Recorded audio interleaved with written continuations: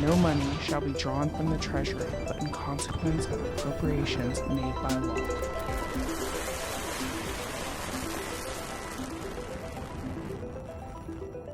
Greetings, and welcome to the Far and Beyond podcast, your guide to the legal intricacies behind the contract and fiscal laws that power the U.S. Army and the Department of Defense. I am Major Sarah Hickman. And I am Major Daniel Franco. Together, we are your co-hosts. On this episode of the Far and Beyond, we will talk with Colonel José Cora about his career and the contract and fiscal law opportunities in the U.S. Army JAG Corps. Colonel Cora is an attorney in the Judge Advocate General's Corps and an expert in the government acquisitions and appropriations law. At the time of the recording, he was currently serving as the Chief of the Contract Litigation and Intellectual Property Division, U.S. Army Legal Services Agency.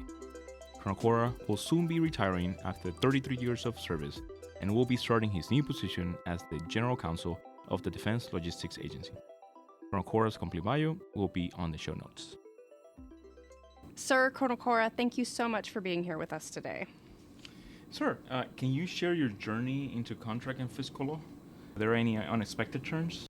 I think there were two major unexpected things that happened during my career coming into contract and then one in fiscal law, and then when I got to the field and everything else. So, but I think that the good preface is starting my journey into contract and fiscal. So I was an MP as a military policeman, and then the Army has a program called the Funded Legal Education Program, where they basically pay to send you to law school. They pay for the law school, and it's actually your duty. So you get paid your salary as you're going to law school. So they're basically paying you to go to law school.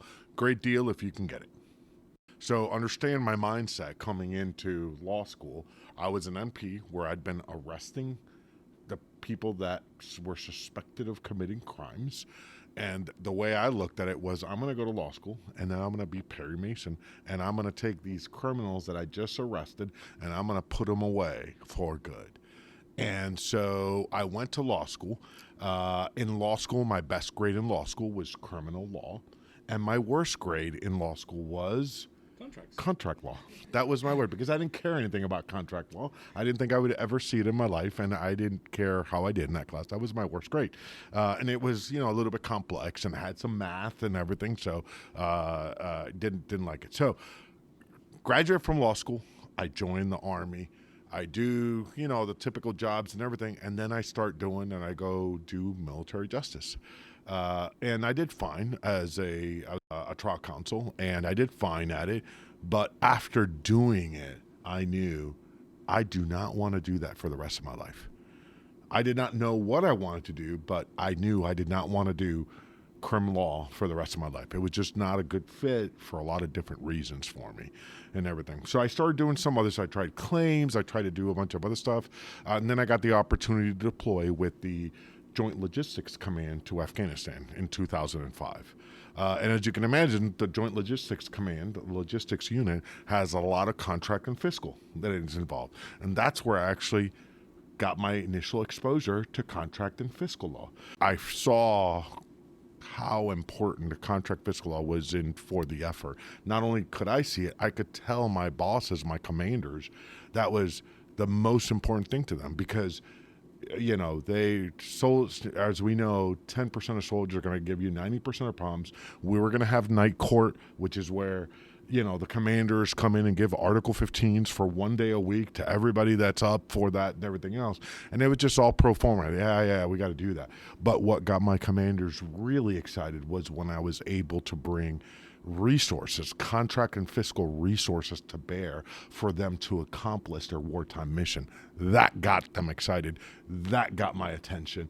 And I fell in love. And after that, all I wanted to do was contract and fiscal law. And sir, to piggyback on that, so can you explain for our listeners, how do contract and fiscal law interact with each other in our legal system?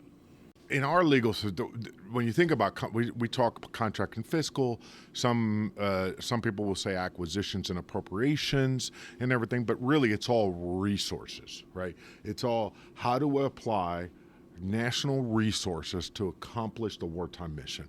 That's how both of those together. The fiscal law is the funding aspect. The contract law is the actually acquiring of that capability.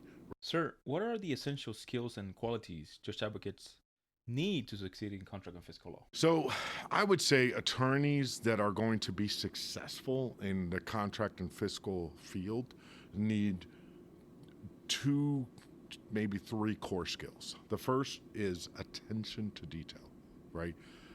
You need to really, there's a lot of rules depending on whether it's contract or fiscal, and the extent of those rules vary for each one.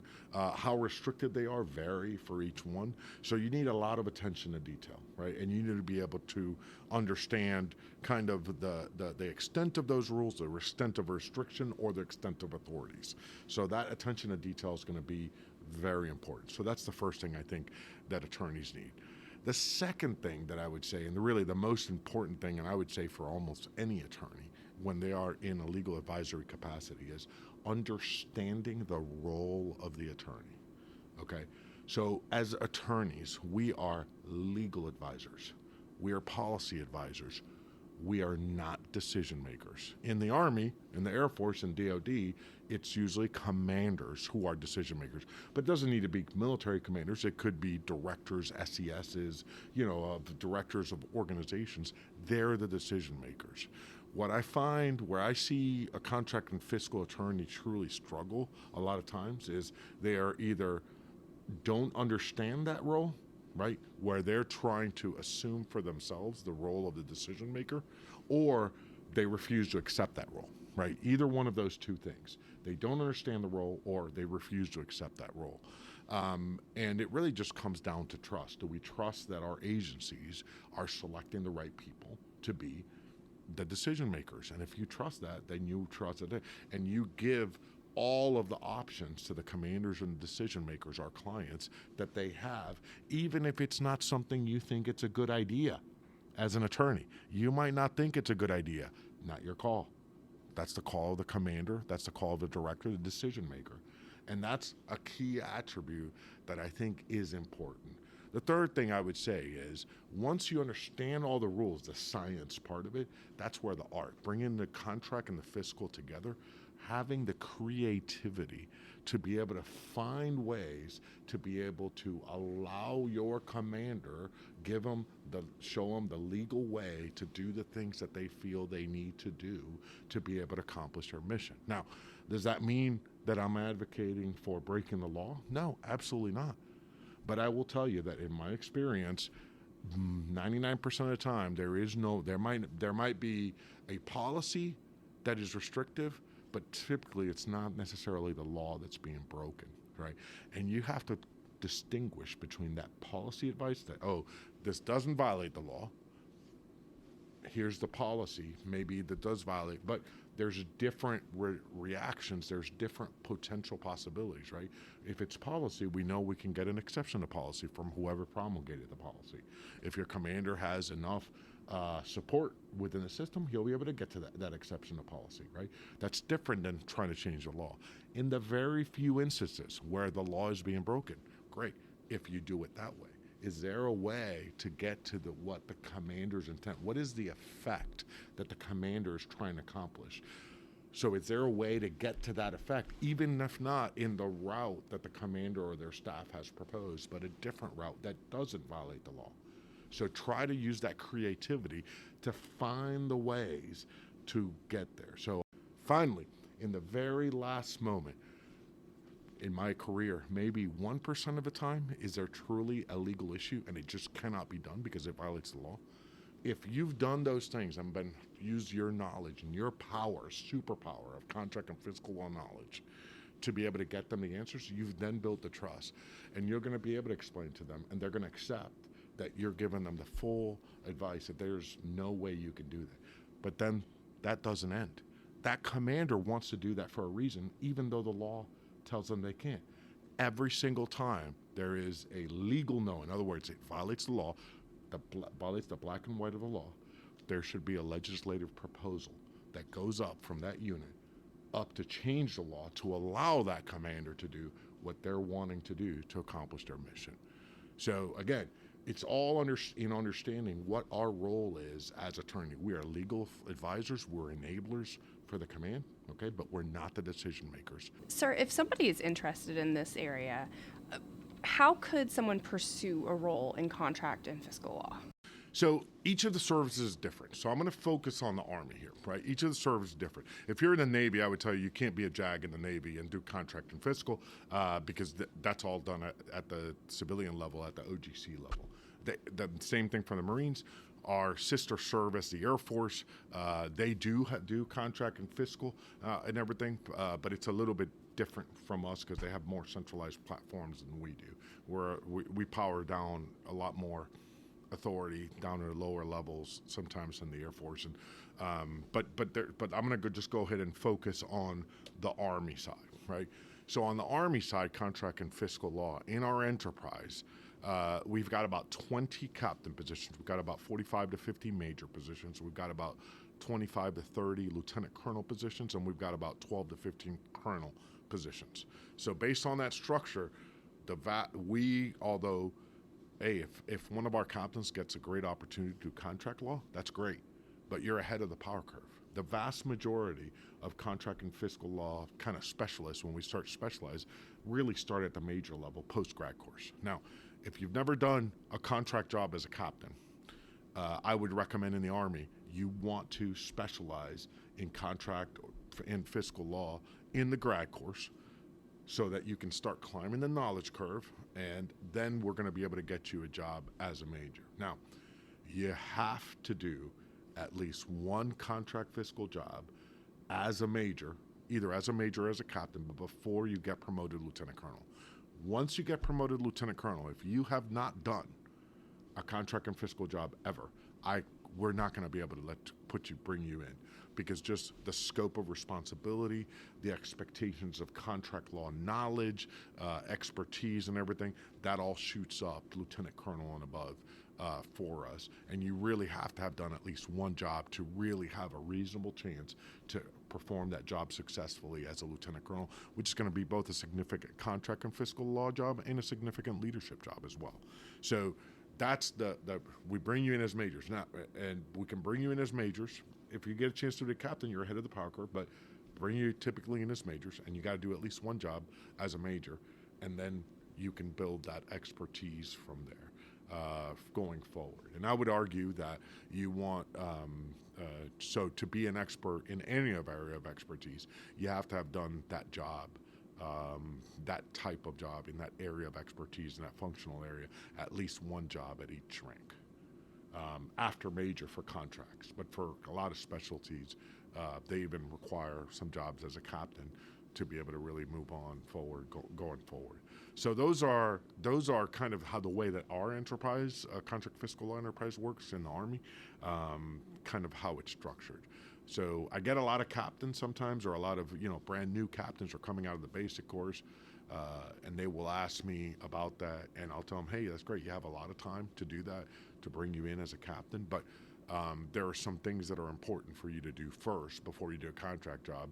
I always recommend you go first to division and corps, and be a judge advocate at the division and corps level for a lot of different reasons.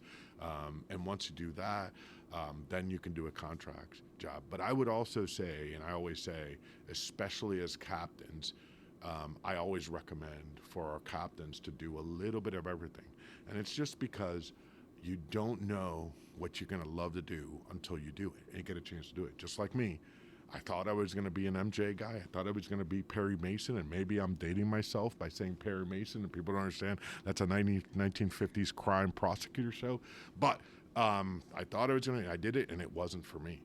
And I wouldn't have, if I'd already been tracked and just tried to do all that, then I would have had a very different career, a very different life, and not had the opportunity to do contract and fiscal. And frankly, I would ask my young captains, how do you know you love contract if you haven't tried something else? So I would say, try to do a little bit of everything, and then go to the grad course, and then start specializing if you've decided you've wanted to stay within the contract and fiscal field and build that as an area of expertise. Sir, what is one piece of advice you wish someone had given you when you were starting your career in contract and fiscal law? Yeah. So, I talked a little bit about the role, right? So when I like I said, as a captain, I got the opportunity to deploy, and I got the opportunity to do contract and fiscal law in a deployment setting. I came back from that, and then after that, I went to the grad course. And after the grad course, I got the opportunity to stay and teach at ADK at the contract and fiscal law department at the U.S. Army JAG School. So and then it was not until after that I went to be the command judge advocate of the 411th Contract Support Brigade in Korea. So that was really my first full-on contract job, was the 411 CSB as basically a senior major or second half or second tour major and everything. And I think that coming out of when you're in the JAG school, when you learn contracts in the JAG school like I did, or really learn it deeply, right? You think about it as a bunch of different areas with a bunch of rules, right? And I think when I first started operating as a CJA, my mindset was, well, what are they doing that breaks these rules, right? So it was like I was Mr. No for a while. And I had my great mentor, Ralph Tremalio, right? At some point, we had worked something together, and he gave me a call. He was actually in Germany, and he gave me a call from Germany all the way to Korea. So it was important enough to do that. And what he said to me, I remember to this day, he said to me, hey, Jose, use your knowledge to empower the command, not to restrict what it can do, right? So that's what you need to do. And I gave that a lot of thought. And I tell you that probably changed my career, because after that, then I said, you're absolutely right. I have all this knowledge. How can we get the commander, enable the commander? And it really kind of caused a shift in my thinking about what my role was as a contract legal advisor, and my role in enabling the commander, not in trying to find how the commander's wrong or the command is wrong or the command is doing something wrong. It's, hey, what are you trying to do? What's the commander's intent? What are you really trying to affect? What are you really trying to reach, the result? And then how can I use my knowledge in contract and fiscal to design the program that will help them get there? Sir, with all of your experience that you have in this field, what do you think the future of contract and fiscal law looks like in the next 5 to 10 years? Are there any emerging trends that you think that we should be aware of? Yeah, that's a great question, Sarah. So I think the first thing has been happening, two big trends. Back before about 1980, right? We bought three things. We bought services, we bought supplies, and we bought construction, right? And in supplies, we bought kind of big weapon systems and everything else and all that. Since the 1980s, we've had kind of this explosion of computerization and software, okay? Software is not a good fit for a service or the system that we have with how we fund tanks, right? And how we buy these things. Those big systems, maybe that traditional fiscal waterfall approach, right? Which is you go strict art, you do research and development and test and evaluation. You finish that. Once that's done, now you procure it. You've developed it, you've tested it. Now you procure it, you send it to the field, and now you sustain it with O&M. That is not a good fit for software, right? Software is continually being updated. And the problem is that from a fiscal law perspective, the fiscal framework doesn't support, once you've got the software out into the field, to bring it back to do software updates, even something as small as a software patch. Some people would argue that technically that's coding, technically that's adding a new capability that never existed before, which is the very definition of RDT&E. But the problem is that once you've exited RDT&E into that software, right, to get new RDT&E, you have to go back through the 3-year PPBE process, which is the program, planning, program, and budgeting execution process. So that's the fiscal process by which we go to Congress and ask for the funds. So it's just too slow. And it just does not allow for the flexibility that something like software, like an iterative approach, which is the way things, the software is created these days. So it's like you get your Microsoft patches and 365 or Office patches and everything else whenever there's a new vulnerability that's discovered. So I think that number one, the big thing is that's probably going to be our biggest challenge is going to be how do we modernize really the fiscal framework to provide the flexibility that these new kind of things like software provide. The second, so that's my first big thought. The second thought, I think that in the future it's really doubling down on that software, and it's AI. Okay, so back in the 1950s, right, when we created a weapon system, we would develop a weapon system, we would create it, and suddenly it works. If it was for the Army, then we would send it up to DAOGC and OTJEC, who would do a weapons review. Okay, well, does this satisfy the law of armed conflict, or under what conditions does it not? Kind of restrict, create policy to be able to maintain the use of that weapon system within the law of armed conflict. That cannot be done that way with AI. When you think about AI, you got to understand how AI are developed. Okay, first, you start with these algorithms that are coded in by the programmers, and these algorithms kind of allow that AI to learn. And inside that AI, it's frankly a black box. Nobody knows really what the AI is quote unquote thinking or how it's making decisions. All we know is we wrote these algorithms and everything. Now, we try to influence that thinking for the optimal results by doing learning, by machine learning.